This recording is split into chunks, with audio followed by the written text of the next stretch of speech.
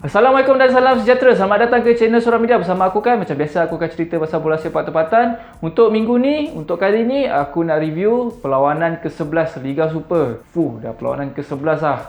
Diam tak diam, kita dah separuh perjalanan Liga Malaysia ni. First match aku nak review perlawanan di antara Kuala Lumpur City menentang JDT. JDT macam satu Malaysia tahu lah, kalah dengan pasukan Terengganu dalam perlawanan sebelum ni. Kalah 1-0 di Stadium Sultan Ibrahim. Pertama kali kalah dalam perlawanan Liga Super. Untuk perlawanan kali ini pula, seri dengan pasukan Kuala Lumpur City. Dah 2 kali berturut-turut lah JDT tak dapat mengumpul 3 mata penuh. Dan dalam game ni JDT hampir terciduk lah, sebabnya Kuala Lumpur City skor gol pendahuluan pada penghujung first half. Nasib baik kapten JDT Haris Harun skor gol penyamaan pada babak kedua perlawanan. Mungkin Boyan Hodak dah study taktikal yang digunakan Terengganu untuk menewaskan JDT sebelum ni. Kuala Lumpur City menerapkan disiplin bertahan yang tinggi, compact. Dan diorang kawal pergerakan-pergerakan player-player JDT macam Bekson, Arif Aiman dan Cabrera. Player-player ni memang tak ada ruang lah untuk mencipta peluang untuk pasukan JDT skor. Perlawanan seterusnya yang pada aku menarik juga, perlawanan di antara Terengganu menentang Penang. Expectation untuk pasukan Terengganu dalam game ni memang tinggi lah, sebabnya diorang sebelum ni kalahkan pasukan JDT kan.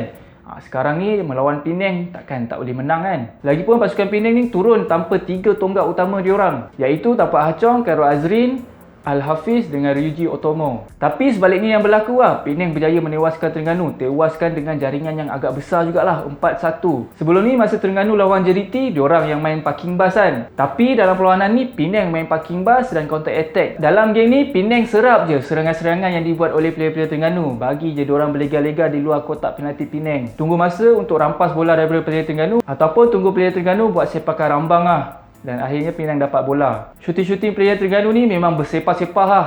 Tu je lah gol Hakimi yang on target sikit. 4 gol pasukan Penang ni pula, semua datang daripada bola atas. Diorang memang manfaatkan lah kelebihan ketinggian player-player Penang ni, terutamanya Casagrande, diorang punya striker import. So pada aku game ni memang Terengganu kalah taktikal lah. Mungkin diorang tak expect yang player-player Penang ni akan main bola tinggi ke apa, tak pastilah kan. Tapi takkanlah Coach Nafuzi tak study benda-benda macam ni kan. Diorang baru kalahkan JDT kot. So dengan kemenangan ini, player-player Penang yang dapat skor dan assist seronok sebab diorang akan dapat bonus.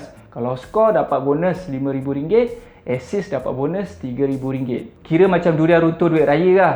Tapi duit raya apa pula kan, sebab mostly player-player import yang skor gol dan assist. Perlawanan seterusnya, ini pasukan yang aku jarang-jarang highlight lah, sebab ini pasukan-pasukan tercorot ni kita jarang nak fokus, iaitu perlawanan di antara pasukan Seri Pahang menentang UiTM. Lepas 10 game, pasukan Seri Pahang ni hidup segan mati tak mahu dekat Liga Super ni. Akhirnya dia berjaya mencuri tumpuan kita semua, sebabnya diorang skor 5 gol menentang UiTM. Satu jaringan yang agak besar lah. Dalam game ni, Litak skor gol kedua terpantas Liga Super 2021 di awal 49 saat. Untuk rekod gol terpantas Liga Super 2021 ni, sekarang ni dia pegang oleh player JDT Gonzalo Cabrera seawal 39 saat. Awal 10 saat je daripada Litak. So dengan kemenangan yang besar ni, player-player Seri Pahang membuatkan pengurusan Seri Pahang ni pening lah. Sebabnya sebelum perlawanan ni dah ada kabar angin yang mengatakan pengurusan Seri Pahang nak buat pertukaran import dalam transfer window kedua untuk musim ni. Dan sebenarnya Litak pun ada dalam list untuk ditukarkan dalam transfer window kedua ni. Tapi tiba-tiba malam ni perform pula kan. Lepas 11 game ni, pasukan top 4 Liga Super hanya dibezakan dengan 1 mata je. JDT masih di puncak dengan 24 mata, pasukan Kedah 23 mata. Penang lepas tewaskan Terengganu naik ke top 3 dengan 22 mata, pasukan Terengganu turun dengan 21 mata. So kita boleh cakap satu kedudukan yang baik dan persaingan yang sihat ditunjukkan oleh pasukan-pasukan dalam Liga Super ni. Barulah kita terhibur sikit nak tengok Liga Super ni, baru menarik. Susahlah sikit kita nak predict siapa juara untuk musim ni. Di tangga tercorot pula, pasukan Seri Pahang telah merapatkan kedudukan dengan satu lagi calon pasukan yang bakal terjerumus ke Liga Perdana, iaitu pasukan Perak. Sekarang ni dua pasukan ni hanya dibezakan dengan 1 mata je. Kalau silap langkah, pasukan Perak boleh terjerumus ke Liga Perdana, pasukan Pahang yang selamat. Tapi kalau kita rujuk EPL, biasanya kedudukan half season ni akan sama je, lebih kurang di penghujung season nanti. So kita dah boleh predict siapa juara, siapa top 3, siapa yang akan terjerumus ke Liga Perdana. Untuk ranking top scorer pula, Ifedayo berjaya mendahului dengan 11 gol, meninggalkan Bekson yang sekarang dah 2 game tak dapat skor. Kepa Syaman dan Casagrande pun sekarang mengikuti rapat ranking top scorer ni. Man of the match untuk perlawanan ke-11 aku bagi Ifedayo, sebabnya berjaya skor 2 gol last minute untuk Selangor menewaskan PJ City. Dalam perlawanan tu kita nampak effort Ifedayo ni untuk skor gol kemenangan untuk pasukan Selangor. Settle untuk perlawanan ke-11, dah half season dah pun, transfer window kedua pun dah dibuka.